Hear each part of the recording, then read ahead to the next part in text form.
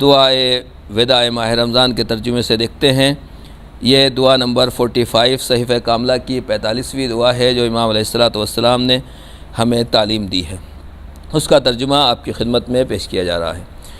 وداع ماہ رمضان کے لیے امام زین العابدین علیہ الصلوۃ والسلام کی دعا۔ یہ ترجمہ علامہ سید ذیشان الجوادی علی اللہ مقامہ کے ترجمہ صحیفہ کاملہ سے پیش کیا جا رہا ہے۔ بسم اللہ الرحمن الرحیم۔ اللہم یا من لا یرغب فی الجزاء ولا یندم علی العطاء، اے وہ پروردگار جو اپنے احسانات کا بدلہ نہیں چاہتا اور اپنی عطاؤں پر نادم نہیں ہوتا،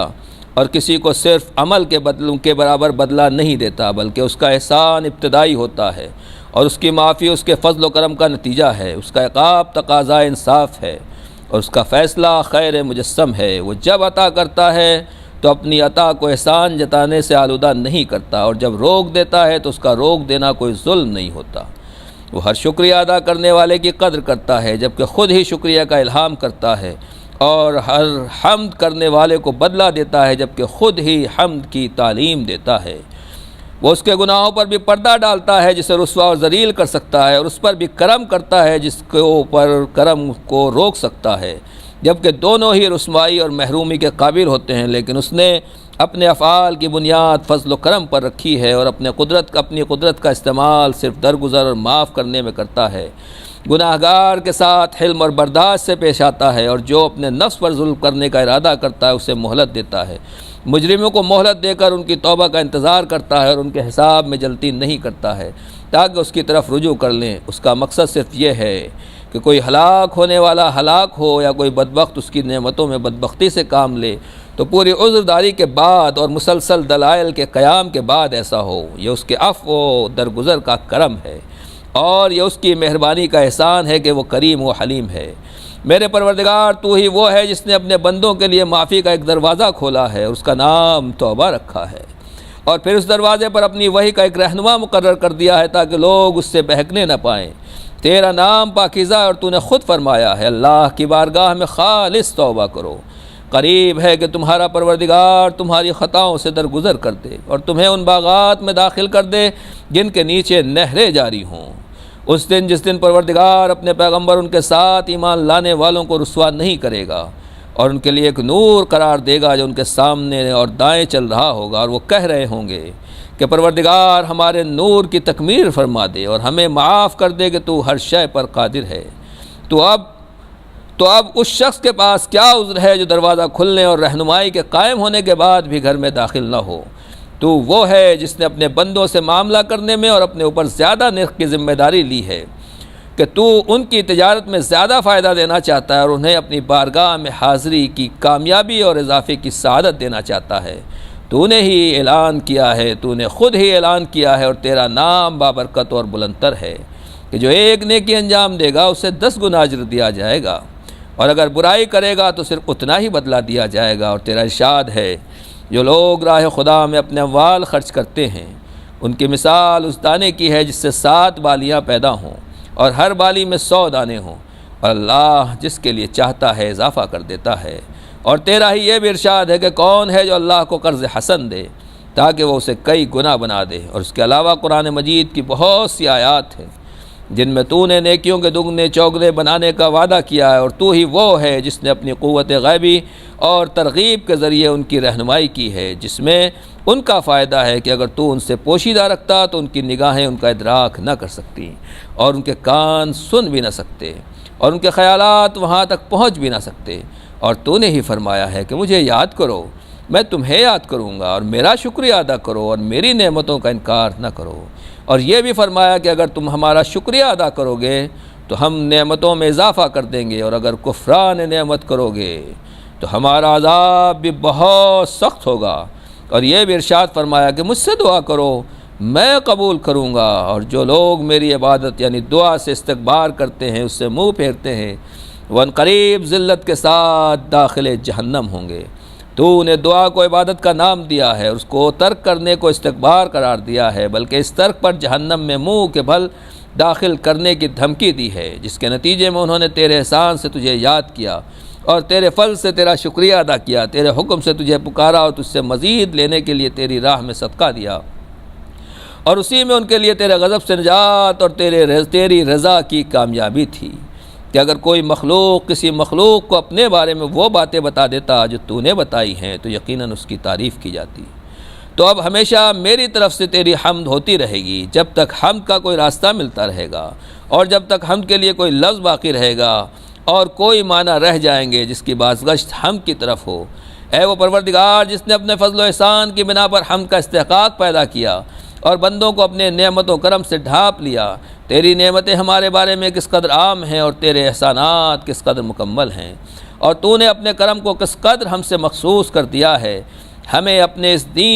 دین کی ہدایت دے دی ہے جسے تو نے پسند فرمایا ہے، اور اس راستے کی نشاندہی کرتی ہے جسے منتخب کیا ہے، اور وہ راہ حق دکھلا دی ہے جسے آسان بنا دیا ہے۔ اپنی بارگاہ میں قربت کے تمام راستے دکھا دیے ہیں، اور اپنی کرامت تک پہنچنے کے تمام وسائل اور طریقے بتا دیے ہیں خدایا، اور تو نے اپنے انہی منتخب فرائض اور مخصوص واجبات میں ایک ماہ رمضان بھی قرار دیا ہے جسے تمام مہینوں میں خصوصیت عطا فرمائی ہے، اور تمام زمانوں میں اور اوقات میں منتخب قرار دیا ہے، اور سال کے تمام اوقات میں اس امر کے لیے منتخب کیا ہے کہ اس میں قرآن اور نور کو نازل کیا، اور ایمان کو فروغ بخشا، اور روزے کو واجب قرار دیا، اور قیام کی رغبت دلائی، اور اسے شب قدر کی جلالت عطا فرمائی جو 1000 مہینوں سے بہتر ہے۔ اس کے بعد تو نے اس ماہ رمضان کے ذریعے ہمیں تمام امتوں پر مقدم کیا ہے، اس کی فضیلت کے لیے تمام اقوام میں منتخب قرار دیا ہے، اور تو ہم نے بھی تیرے حکم سے اس کے دن میں روزہ رکھا اور تیری مدد سے راتوں میں قیام کیا، اور اس قیام و صیام کے ذریعے اس رحمت کا ارادہ کیا جس کی تو نے پیشکش کی تھی، اور اسے تیرے ثواب تک پہنچنے کا وسیلہ بنا دیا، جس ثواب سے تیرا دامن بھرا ہوا ہے، اور جسے تو اپنے فضل و کرم سے عطا کرنے میں جواد و کریم ہے۔ تو اس بندے سے قریب تر ہے جو تیرے قرب کا ارادہ کرے۔ اس مہینے نے ہمارے درمیان قابل تعریف اور قابل ستائش دن گزارے، اور ہمارے ساتھ رفاقت کا حق ادا کیا، ہمیں عالمین کے بہترین فوائد سے نوازا، اور جب اس کا وقت تمام ہو گیا اور اس کی مدت ختم ہو گئی، اس کا عدد پورا ہو گیا تو ہم سے رخصت ہونے لگا،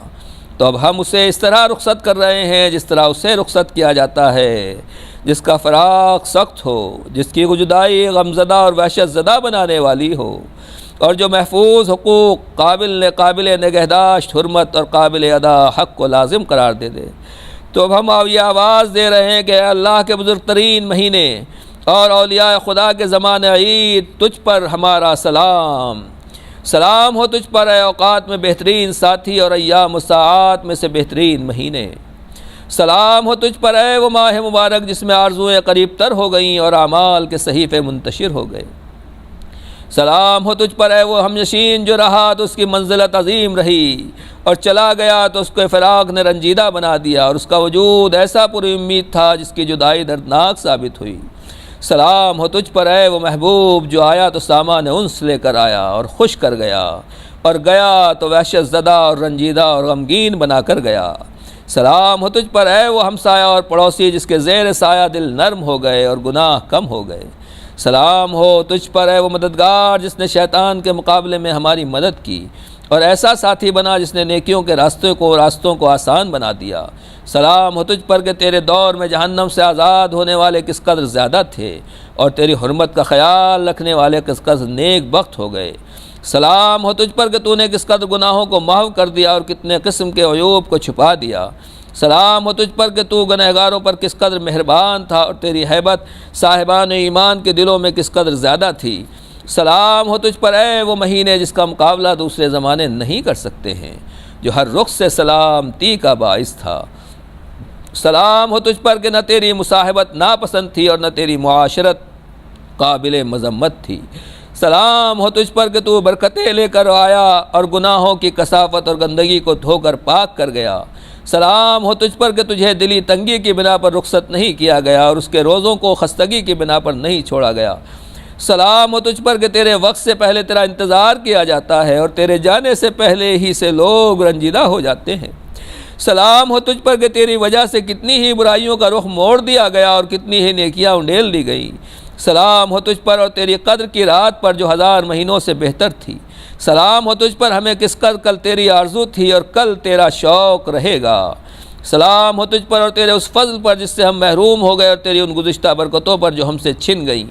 خدایا ہم اس مہینے والے ہیں جس سے تو نے ہمیں شرف بخشا اور اپنے کرم سے ہمیں اس کی توفیق دی ہے، جبکہ بدبخت افراد اس کے وقت سے بے خبر رہے اور بدبختی کی بنا پر اس کے فضل سے محروم رہ گئے۔ در حقیقت تو ہی اس معرفت کا مالک و مختار ہے جو تو نے اس کے سلسلے میں ہمیں عنایت فرمائی ہے اور اس کی سنت کی ہدایت دی ہے، اور ہم نے تیری توفیق ہی سے اس کے روزے اور نماز کا بیڑا اٹھایا ہے، اگرچہ اس میں کوتاہیاں بھی ہوئی ہیں اور ہم بہت سے حقوق میں سے صرف چند ایک کو ادا کر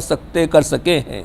خدایا یہ تیری حمد اپنی برائیوں کے اقرار اور حقوق کی بربادی کے اعتراف کے ساتھ ہے، تیرے لیے ہمارے دلوں میں واقعی شرمندگی ہے اور ہماری زبانوں پر سچی معذرت ہے، لہذا ہماری کوتاہیوں کے باوجود ہمیں وہ اجر عطا فرما دے جس کے ذریعے اس فضل کا تدارک ہو سکے جس کی آرزو تھی، اور اسے ان ذخیروں کے انواع و اقسام کا بدل قرار دے سکے جن کی تمنا اور طمع تھی، اور اگرچہ ہم نے تیرے حق میں تقصیر اور کوتاہی کی ہے لیکن اس کے باوجود ہمارے عذر کو قبول کر لے اور ہماری عمروں کو ہمارے سامنے آنے والے ماہ رمضان تک پہنچا دے، اور جب ایسا ہو جائے تو ہماری مدد فرما کہ ہم اس عبادت کو اختیار کریں جس کا تو اہل ہے، اور ہمیں اس منزل تک پہنچا دے کہ ہم اس اطاعت کو انجام دے سکے جس کا تو استحقاق رکھتا ہے، اور ہمارے لیے عمل نیک کا وہ سلسلہ قائم کر دے جو اس سال اور آئندہ سال کے ماہ رمضان کے حقوق کی تلافی کر سکے۔ خدایا اور ہم نے اس مہینے میں جو بھی جرم یا گناہ کیا ہے یا جس معصیت میں مبتلا ہو گئے ہیں اور جس خطا کا ارتکاب کیا ہے، چاہے وہ قصداً ہو یا بھول کر ہو، اور جس کے ذریعے ہم نے اپنے نفس پر ظلم کیا ہے یا کسی دوسرے کی حق کے حرمت کی ہے، تو محمد و آل محمد پر رحمت نازل فرما اور ہمارے عیوب کو اپنے پردہ کرم میں چھپا لے، اور ہمارے گناہوں کو اپنے عفو و درگزر سے معاف فرما دے، اور ہمیں طعنہ دینے والوں کی نگاہوں کا نشانہ نہ بننے دینا، اور ہمارے خلاف سرکشوں کی زبان دراز نہ ہونے دینا، ہمیں ان کاموں میں لگا دے جو گناہوں کو زائل کر سکے اور ہمارے بدترین اعمال کا کفارہ بن سکے، اپنی اس مہربانی کی بنا پر جو ختم ہونے والی نہیں ہے اور اس فضل و کرم کی بنا پر جو کم ہونے والا نہیں ہے۔ خدایا محمد و آل محمد پر رحمت نازل فرما اور ہماری مصیبت کا تدارک اس مہینے کے شرف سے فرما دے، اور ہمارے لیے روز عید فطر کو بابرکت قرار دے اور اسے تمام گزرنے والے دنوں سے بہتر بنا دے، اس طرح کہ وہ سب سے زیادہ معافی حاصل کر سکے اور سب سے زیادہ گناہوں کو مٹا سکے اور ہمارے تمام ظاہر و باطن گناہوں کو معاف کرا سکے۔ خدایا اس مہینے کے گزرنے کے ساتھ ہمیں خطاؤں سے باہر نکال لے اور اس کے جانے کے ساتھ ہمیں برائیوں سے الگ کر دے، ہمیں اس کے بہترین اہل میں قرار دے جن کا نصیب سب سے زیادہ ہو اور جن کا حصہ سب سے عظیم تر ہو۔ خدایا اور جو شخص بھی اس مہینے کے حق کی مکمل رعایت کرے اور اس کی حرمت کی باقاعدہ حفاظت کرے اور اس کے مکمل حدود کے ساتھ قیام کرے اور اس کے گناہوں سے مکمل طور پر پرہیز کرے، یا تیری بارگاہ میں قربت کا کوئی وسیلہ اختیار کرے جو تیری رضا کا باعث ہو اور جس کی بنا پر تیری رحمت کا رخ ہو اس کی طرف ہو جائے، تو ہمیں بھی اپنے کرم سے ایسا ہی شرف عنایت فرما دینا اور اپنے فضل سے اسے کئی گنا بنا دینا کہ تیرا فضل ختم ہونے والا نہیں ہے اور تیرے خزانے کم نہیں ہوتے ہیں بلکہ ابلتے ہی رہتے ہیں، اور تیرے احسانات کی کانیں فنا ہونے والی نہیں ہے، اور تیری عطا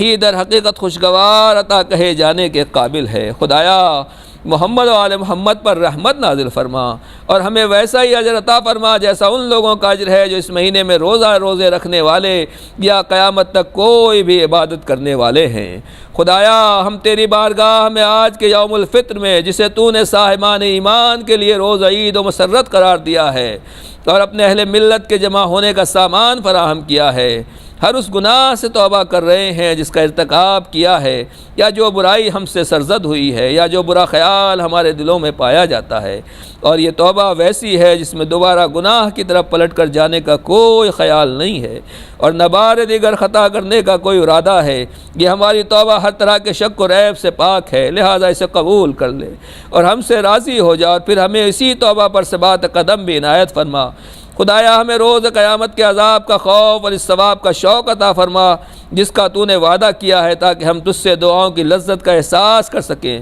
اور جن گناہوں سے پناہ چاہتے ہیں ان کے درد کو محسوس کر سکے۔ ہمیں اپنی بارگاہ کے ان توابین میں قرار دے دے جن کے لیے تو نے اپنی محبت کو لازم قرار دیا ہے اور جن کی اطاعتوں کی طرف رجوع کرنے کو قبول کر لیا ہے۔ خدایا ہمارے آباء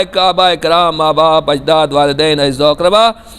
خدایا ہمارے آباء کرام اور ہماری ماں کو اور ہمارے تمام اہل مذہب کو بخش دے، چاہے وہ گزر چکے ہوں یا قیامت تک گزرنے والے ہوں۔ خدایا ہمارے نبی حضرت محمد ان کی آل پر رحمت نازل فرما، جس طرح تو نے اپنے مقرب ملائکہ پر رحمت نازل کی ہے۔ محمد و آل محمد پر رحمت نازل فرما، جس طرح تو نے اپنے انبیاء مرسلین پر رحمت نازل کی ہے۔ محمد و آل محمد پر رحمت نازل فرما، جس طرح تو نے اپنے نیک کردار بندوں پر رحمت نازل کی ہے، بلکہ اس سے بہتر اے عالمین کے پروردگار وہ صلوات جس کی برکت ہم تک پہنچ جائیں اور اس کا نفع ہمارے شامل حال ہو جائے اور اس کے بارے میں ہماری دعا مستجاب ہو جائے۔ تو بہترین وہ ہستی ہے جس کی طرف توجہ کی جائے اور ان سب سے زیادہ کام آنے والا ہے جن پر بھروسہ کیا جاتا ہے، اور ان سب سے بہتر عطا کرنے والا ہے جن کے فضل و کرم کا سوال کیا جاتا ہے، اور تو ہر شے پر قدرت رکھنے والا ہے۔ پروردگار ہماری اس دعا کو قبول فرما لے بحق محمد و آلہ الطاہرین۔ اللہم صلی علی محمد و آل محمد، اللہم صلی علی محمد و آل محمد، اللہم صلی علی محمد و آل محمد۔ ربنا تقبل منا انک انت السمیع العلیم۔